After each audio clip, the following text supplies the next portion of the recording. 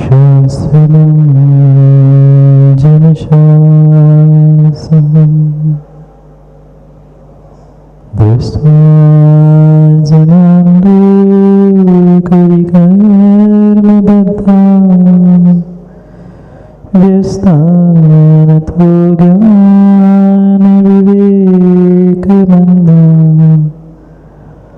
नीतिं सुधाबिन्दुममुं ब्रवीमि लोकाक्षणेनानन्दं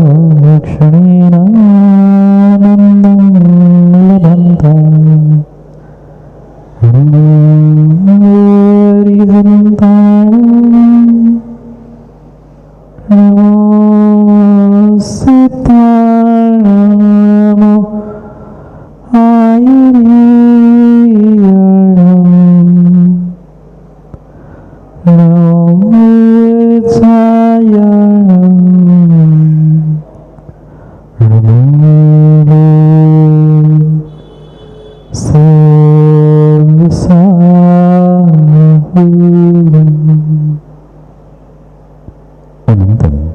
परम सिद्ध भगवान की 1008 से आदिनाथ भगवान की परम पूज्य आचार्य भगवान कुंद कुंद स्वामी की परम पूज्य आचार्य भगवान पट्टाचार्य गुरुवर विशुद्ध सागर जी महाराज की सनातन जैन धर्म की जब बोले परम पूज्य श्रवण मुनि 108 सुप्रभ सागर जी महाराज की मुनि संघ की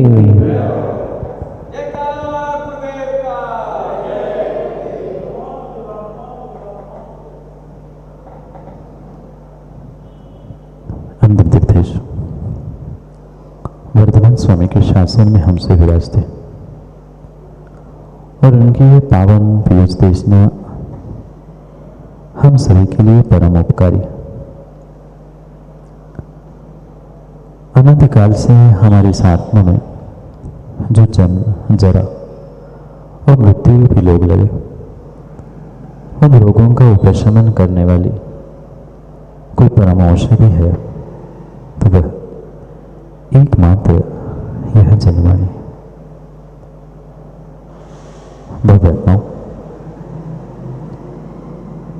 हर इंसान, हर व्यक्ति अपने आप को, अपने जीवन को नेक बनाना चाहता है, अच्छा बनाना चाहता है। शायद आप लोग सभी चाहते होंगे कि आपका सभी का जीवन भी अच्छा हो, बेहतर हो, पर जब तक उस जीवन जीने के तरीकों को व्यक्ति नहीं समझ पा रहा है या जीवन क्या है ये नहीं समझ पा रहा है, तब तक किसी भी प्रकार से वह अपने जीवन को नेक बना ही नहीं सकता। कई भवों से, कई सदियों से ये जीवन प्राप्त तो कर चुका, पर जीवन कैसे जीना है,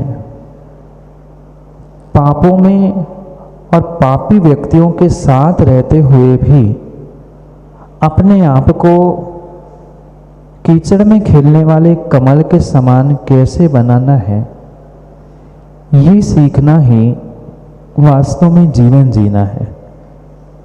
क्योंकि कीचड़ में कीचड़ बनकर जीना बहुत बड़ी बात नहीं है, पर कीचड़ में भी कमल बनकर रहना, दुर्जनों के साथ भी सज्जन बनकर रहना, सभी के साथ रहते हुए भी अपनी आप की कुछ निजी पहचान बनाकर रखना, ये बहुत बड़ी बात हुआ करती। पर निजी पहचान बनाने के लिए अगर कोई कषायों का आलंबन लेता है या कषायों के माध्यम से अपनी पहचान बनाना चाहता है, तो वो उसकी पहचान लंबे समय की नहीं अपितु मात्र कुछ दिनों की ही होती है। अहंकारी व्यक्ति कितना भी पुरुषार्थ कर ले, पर ये पक्का है कि आज नहीं तो कल उसका जो अहम के पीछे, मान कषाय के पीछे किया गया पुरुषार्थ है, कहीं ना कहीं जो छल कपट है, मायाचारी है, माँ वो खुल के आएगी ही आएगी। व्यक्ति यही सोचता है, अहंकारी व्यक्ति यही सोचता है कि जो कुछ हूँ मैं हूँ और मेरे जैसा दूसरा कोई समझदार व्यक्ति संसार में है ही नहीं है। पर यही उसकी सबसे बड़ी भूल है, यही उसकी सबसे बड़ी भूल है, जो अपने बुद्धि का मान करते हुए, रिद्धि का, मिले हुए साधनों का मान करते हुए अपने आप को महान, अपने आप को बड़ा समझता है, वह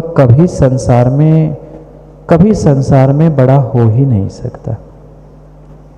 कितना भी ऊंचा ऊंट क्यों ना हो। ऊंट देखा आप लोगों ने? ऊंट देखा विनय जी आपने? कितना ऊंचा, बहुत ऊंचा, बहुत ऊंचा, बहुत ऊंचा। कितना भी ऊंचा ऊंट क्यों ना हो, पर ऊंट की ऊंचाई तब तक है जब तक वह पहाड़ के नीचे नहीं आया। जानते तो हम बहुत कुछ है, पर ये हमें अपने आप से ही पूछना है, हम मानते कितना है। ऊंट तब तक ही अपने आप को ऊंचा मानता है जब तक किसी पहाड़ की चोटी के समीप नहीं पहुंचता है। ऐसे ही आज के इंसानों की स्थिति है, ऐसी आज के इंसानों की स्थिति है। जो तुम्हारे भीतर बैठी हुई छोटी सी मान कसाय है, जो मैं हूँ वही सब कुछ है, ये जो मानने की, निर्णय करने की व्यवस्था बन चुकी है, यही तुम्हारे जीवन को फेक कर रही है, नकली कर रही है, और यही संसार का सबसे बड़ा दुख का तुम्हारे लिए निमित्त बन रहा है। कभी हम अपने उन कसायों को, विषयों को, पापों को सीमित करने का प्रयास करें ना। ये ध्यान रखना श्रावकों, आचार्यों ने, तीर्थंकरों ने श्रावकों के लिए नहीं कहा है कि तुम मुनि महाराज जैसे हाथ पर हाथ रखे बैठो। आपको ये कभी नहीं कहा है कि आप चारों कसाय, पांचों पापों को पूर्ण रूप से छोड़कर आज ही मुनिराज बन जाओ, भगवान बन जाओ, श्रावक हो। श्रावक की हैसियत से कम कसायों को समझो, तो कम से कम कसायों को कुछ कम करने का प्रयास करो। और कसायों को, पापों को तभी कम कर सकते हो जब आप उन कसायों को, उन पापों को जानना सीखोगे अपने भीतर के। दूसरों के भीतर के तो कसायों को हम बहुत सहजता से पकड़ते हैं। देखो ये मायाचारी कर रहा है, देखो ये क्रोधी है, ये अहंकार में जी रहा है, ये मान सम्मान के लिए जी रहा है। दूसरों की कसायों को पकड़ना माताओं बहुत आसान है, पर अपनी स्वयं के भीतर की कसाय को समझना बहुत कठिन है, बहुत कठिन है। पुनः समझना, श्रावक को पूर्ण रूप से कसाय, पापों को छोड़ने का उपदेश नहीं दिया है, पर कुछ मर्यादा तो करो, कुछ सीमा तो बनाओ कि दिन में मैं 4 ही बार गुस्सा करूंगा, दिन में मात्र 4 ही बार मैं अहंकार करूंगा। इतना भी कर लोगे तो पक्का मानना आने वाले समय में कषाय से, पापों से, विषयों से दूर होने की कुछ संभावना है, अन्यथा नहीं है। पर रहस्य की बात तो माँ ये है कि हम अपनी कसायों को समझते हैं नहीं। जब उबल जाते हैं, जब गुस्सा निकाल लेते हैं, फिर आधे घंटे बाद समझ में आता है अरे क्यों गुस्सा किया।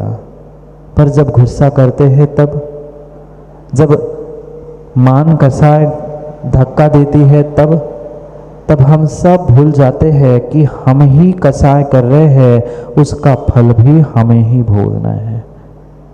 ये अटल सत्य है। आज जो जैसा कर रहा है, पक्का मानना समय बदलते देर नहीं लगती है। पुण्य और पाप जब उदय में आएगा, तुम दुनिया के सामने कितनी ही झूठी बातें कहते रहना, वह किसी से कभी छुप नहीं सकती। चाहे आपकी मान कसाय हो, चाहे माया कसाय हो, चाहे क्रोध, चाहे लोभ कसाय हो, कसाय का परिणमन अगर 1 मिनट भी आपने किया है, तो पक्का मानना उसका 1 घंटे, 1 महीने, 1 वर्ष, 1 भव का भी फल आप प्राप्त कर सकते हो। साधनों का होना, धन दौलत का होना ये बहुत बड़ी बात नहीं है। ये तो पुण्य के, पिछले पुण्य के उदय से सहज तुम्हें प्राप्त हो चुका है। पर इन साधनों को प्राप्त करने के बाद भी हम अपने जीवन को, अपनी जीवन की सरलता को, सहजता को नहीं प्राप्त कर पा रहे हैं, जीवन को नेक नहीं कर पा रहे हैं, तो विश्वास मानना हम भगवान क्या इंसान भी नहीं बन सकते। इंसान भी नहीं बन सकते हैं। आपको किसने रोका भगवान बनने से? आपको किसने रोका इंसान बनने से? क्या किसी भगवान ने रोका? किसी काल ने रोका? काल का भी दोष नहीं है, भगवान का, गुरु का, किसी घर परिवार का भी दोष नहीं है। भीतर बैठी हुई जो कषाय है और मुख्य करके मानवों में, मनुष्यों में पाए जाने वाली जो मान कषाय है, वह मान कषाय, वह अहंकार ही तुम्हें भगवान बनने से और भगवान नहीं इंसान बनने से भी रोक रहा है। नहीं बने। आज तक विश्वास मानो, इंसान का रूप धारण करने के बाद भी व्यक्ति राव का जी इंसान नहीं बन पा रहा है।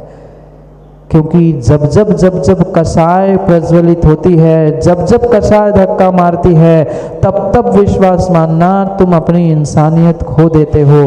चाहे क्रोध हो, मान हो, माया हो, चाहे लोभ हो, जब चारों में से कोई भी कषाय उदय को प्राप्त होती है, तुम इंसान नहीं हैवान ही होते हो।